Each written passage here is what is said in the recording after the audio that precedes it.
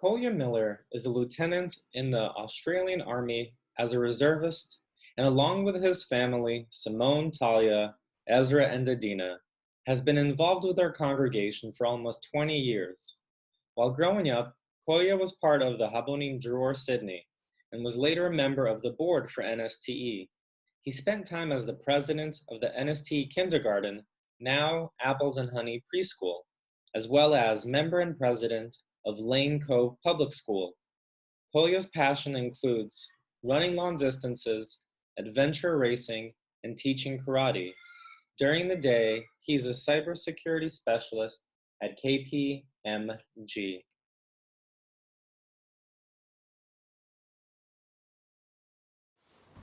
Shabbat Shalom. This week's Parsha is Tazriah and Metzorah. They continue the discussion of the laws of Tumah v'Tahara, ritual impurity and purity. This is a particularly pertinent Parsha as it discusses being checked for a disease and then isolating oneself from the community before being checked again. Tzarat, often mistranslated as leprosy, afflicted people as well as garments or homes. Rabbis teach that you could get it from speaking badly of others, kind of like a gossip disease. If white or pink patches appeared on a person's skin, dark pink or dark green on garments or homes, a Kohen was summoned. The Kohen would judge by various signs whether the person or home was impure or pure. Critically, this was after a 7-day quarantine. A person afflicted with Tzarat must dwell alone outside of the camp or city until they are healed. Sound familiar? Jewish tradition teaches us that humanity must play an active role in the world. The concept of tikkun olam, repairing the world, includes the expression of those values partly in the act of volunteering.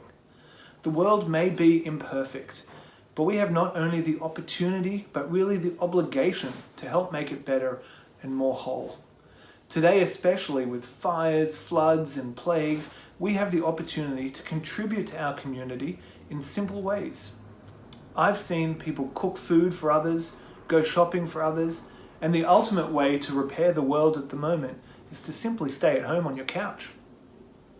Rabbi Nicole asked me to share my experiences in the army, why I volunteered for service, and how everything in my Jewish upbringing had something to do with it. Before joining the army, I was always involved in supporting my community. I was a Habonim Dror Madrich when I was young. I volunteered at my kids' school, eventually becoming the president of the PNC, as well as volunteering at Apples and Honey. And I was even on the board of the synagogue for a few years. All of this was my way to contribute to society and help shape the world into what I hoped was a better place for everyone. Joining the army felt like an extension of that effort. So why the army, I hear you ask? Isn't that a place where you learn to do harm to others? Well, one of the values stated in the Israeli Defense Force's official doctrine of ethics, what they call the spirit of the IDF, is the code of purity of arms, or Tohar HaNeshek.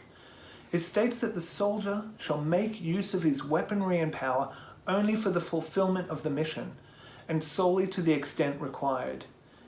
He will or she maintain their humanity even in combat, and shall not employ weaponry and power in order to harm non-combatants or prisoners of war, and shall do all they can to avoid harming lives, body, honor, and property. This is in line with the post-World War II Geneva Convention. Created through a treaty among nation states, including Australia, this was a set of rules called the Laws of Armed Conflict, and covers everything from treating prisoners of war to rules of engagement of the military forces. You see, joining the army for me tied in directly with my Jewish values and has provided me with experiences that were meaningful and, I suspect, meaningful to others who I relate them to. Judaism has always taught me the value of contributing to our world. Right now, the army is working with civil organizations to support the checking in on people who are quarantined due to coronavirus.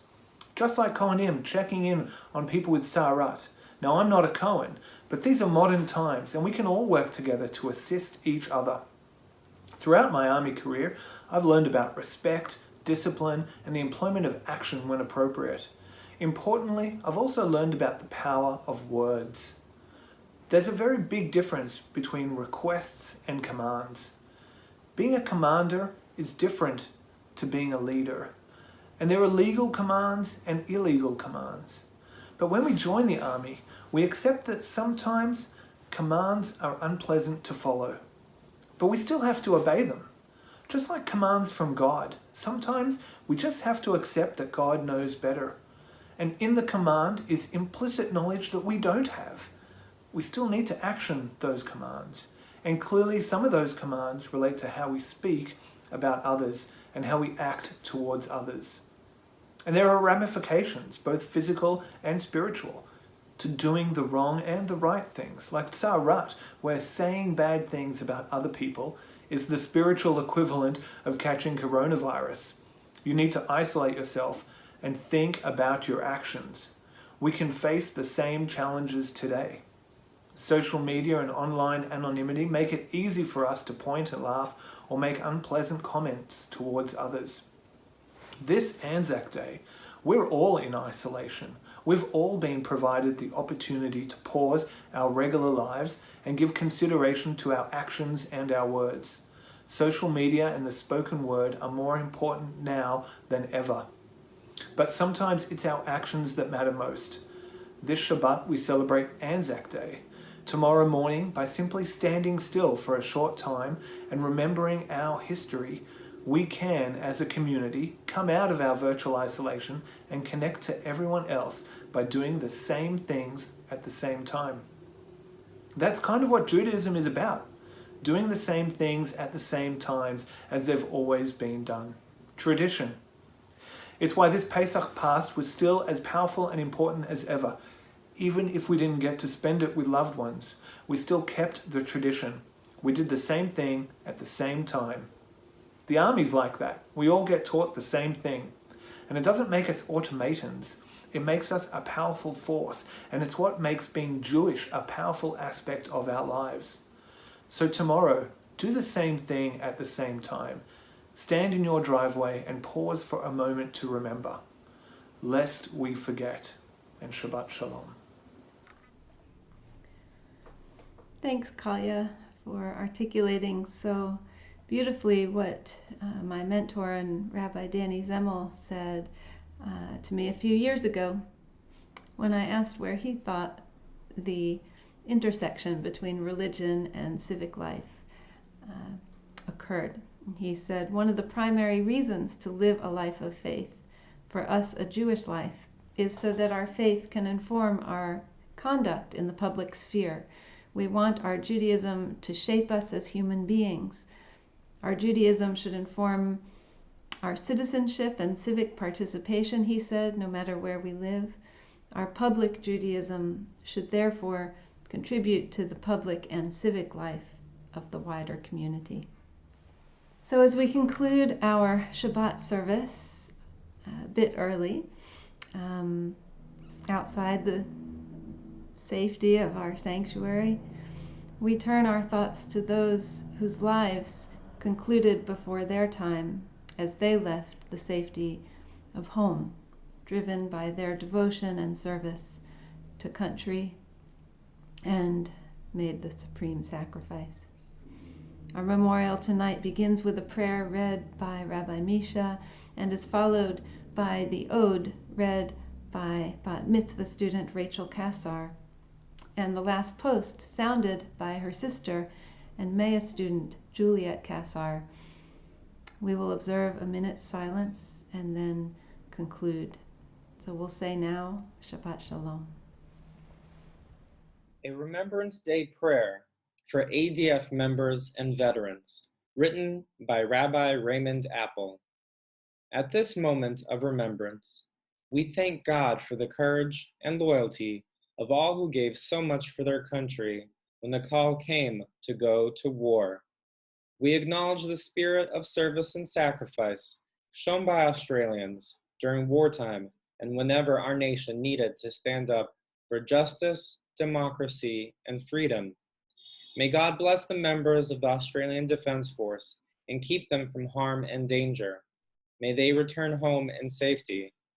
We remember the deep and lasting contribution of our veterans and pray that God guide and protect them and their families. May the God who binds up the wounds of those who suffer protect those whose bodies have been injured and those suffering from post traumatic stress.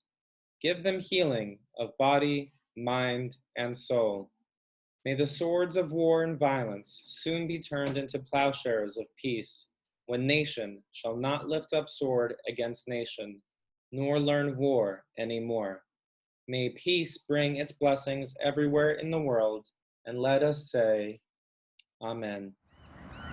They went with songs to the battle, they were young, straight of limb, true of eyes, steady and aglow. They were staunch to the end against odds uncounted, they fell with their faces to the foe.